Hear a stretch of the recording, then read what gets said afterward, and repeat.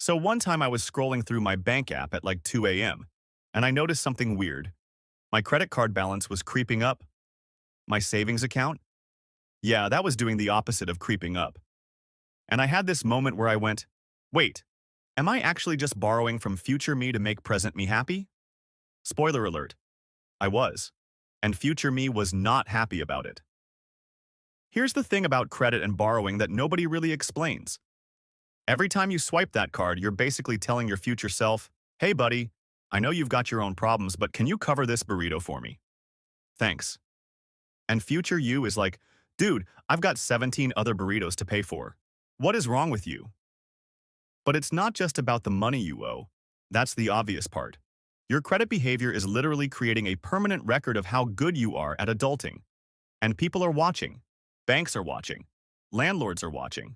Even some employers are watching, which is wild because I don't know what my credit score has to do with making spreadsheets. But here we are. Now here's where it gets interesting. And this is the part that actually changed how I think about money. Borrowing is taking money from the future and spending it today, right? We just covered that. But building wealth? That's literally the exact opposite. It's taking money from today and pushing it into the future. I know, mind-blowing. It's like time travel, but for your bank account. So when you're borrowing, future you is paying for present you's choices. But when you're building wealth, present you is hooking up future you with a nice surprise.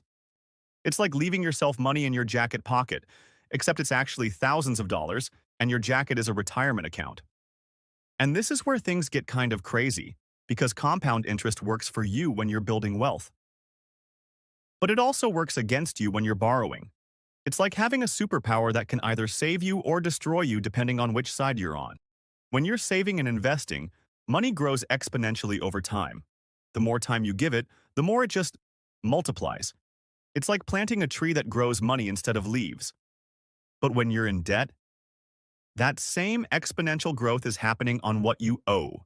So it's like planting a tree that grows bills, which is significantly less fun. Okay, but here's the question nobody really asks. Why should we even care about building wealth?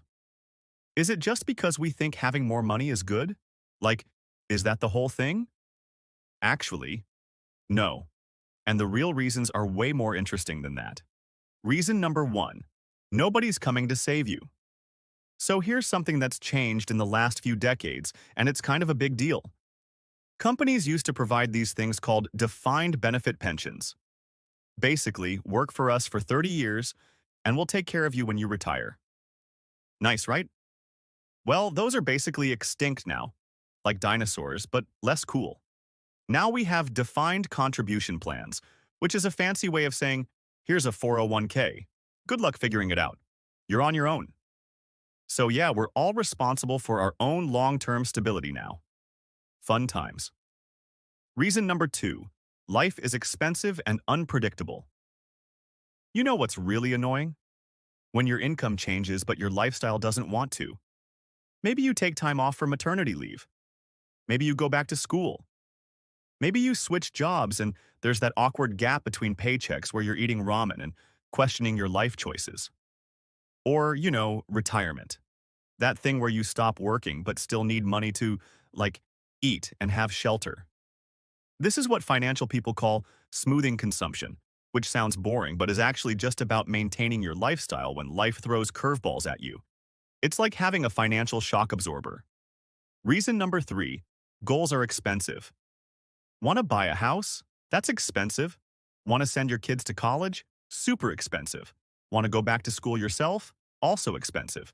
Basically, everything that matters costs money, and if you don't start putting money aside now, then when these big goals show up, you're going to be scrambling.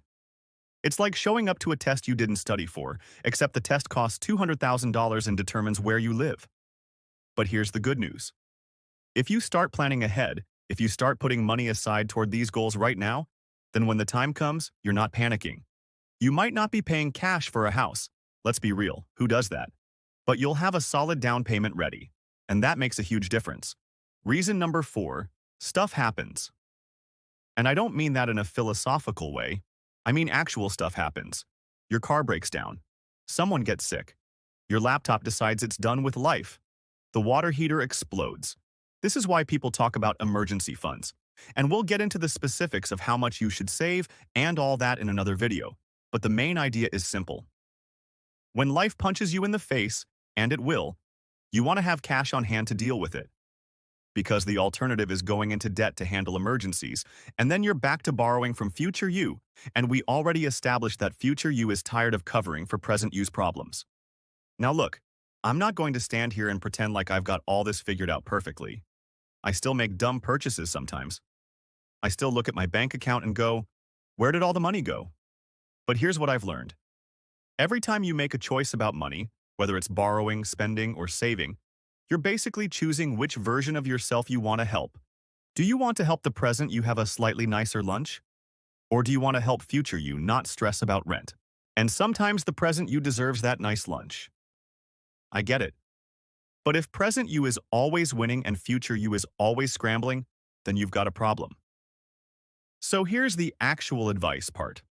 Start thinking about your money in terms of present you versus future you. When you're about to buy something, ask yourself, is this worth making future me deal with this? And when you put your money into savings or investments, remind yourself, I'm literally sending a gift to my future self right now. It sounds silly, but it actually works because it makes these abstract financial concepts feel personal. Because they are personal. It's your money and your future. If you've ever felt confused about credit, savings, or why adulting with money is so complicated, leave a comment. Because honestly, we're all figuring this out together. And if you've ever borrowed from future you to buy something ridiculous, tell me what it was. I'm genuinely curious what we're all wasting our money on. Also, if you actually have your financial life together and you're just watching this for fun, teach me your ways. Drop your tips in the comments. Thanks for watching. Try not to make future you too angry today.